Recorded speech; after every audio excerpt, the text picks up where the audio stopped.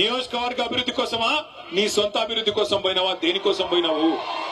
ఏం అభివృద్ధి జరిగింది 22 నెలలలో? గద్వాల తాలూకాలో ₹1 కొత్తగా మంజూరైందా కాంగ్రెస్ ప్రభుత్వం వచ్చినాక? నేను అడుగుతా ఉన్నా.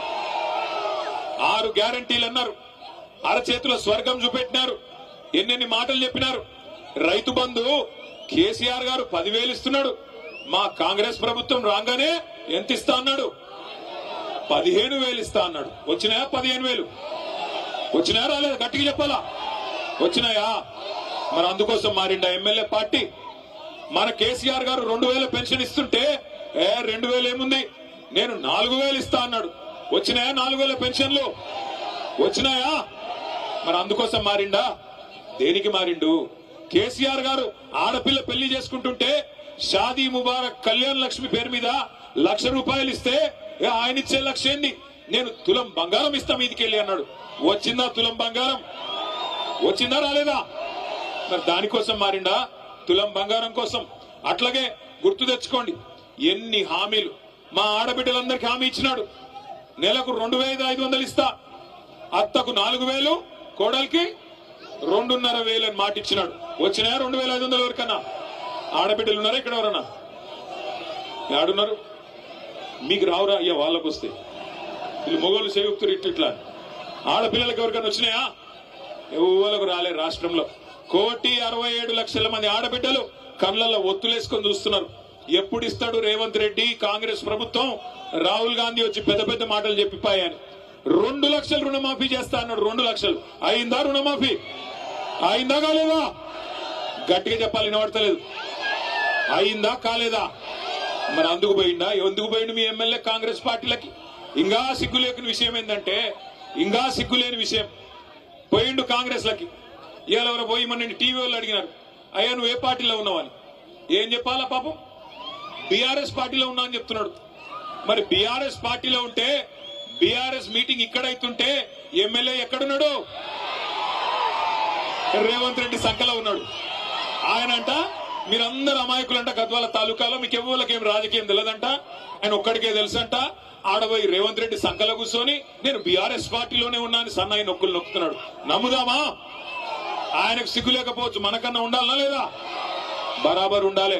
ఒక్కటి చెప్తా ఉన్నా, యాద పెట్టుకోండి.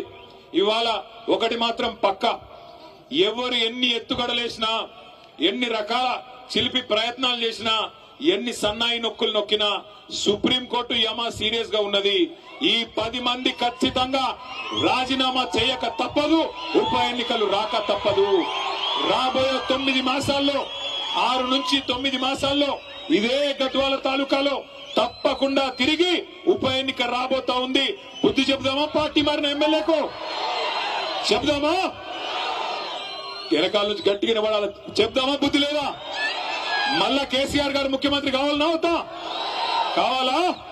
కావాలంటే నేను మిమ్మల్ని కోరేది ఒకటే, దయచేసి పెద్ద పెద్ద నాయకులు పోయిండొచ్చు కాక, కానీ ఇవాళ ఒక్కొక్కరుగా మన నాయకులు శక్తివంతంగా పనిచేస్తా ఉన్నారు. ఇగో ఇక్కడ హనుమంత్ నాయుడు గారు బ్రహ్మాండంగా పనిచేస్తా ఉన్నాడు. ఇలా కేశవన్న పనిచేస్తున్నాడు, తమ్ముడు విజయ్ పనిచేస్తున్నాడు. అట్లాగే మనోళ్ళందరూ కూడా కూడగట్టుకొని, శక్తి కూడగట్టుకొని ఇప్పుడు వెంకటేశ్వర రెడ్డి గారు జాయిన్ అయినారు. ఇంకా చాలా మంది నాయకులు, మా అంజన్ గౌడ్ ఇక్కడే ఉన్నాడు, ఇంకా చాలా మంది నాయకులు కష్టపడి పనిచేస్తా ఉన్నారు. తప్పకుండా బలవంతమైన సర్పం కూడా చలి చీమల చేత చిక్కి సచ్చినట్టు ఇవాళ బలవంతుడుగా కనిపించే ఎమ్మెల్యే గాని కాంగ్రెస్ పార్టీ గాని మీ దెబ్బకు, మీ ఉత్సాహానికి తప్పకుండా దిగిరాక తప్పని పరిస్థితి వస్తుంది. ఇవాళ గద్వాలలో అడుగుపెట్టిన నాటి నుంచి ఇక్కడ దాకా, అడుగుపెట్టిన కాడి నుంచి ఇక్కడ దాకా చూస్తే తప్పకుండా ఉప ఎన్నిక రావడం ఖాయం.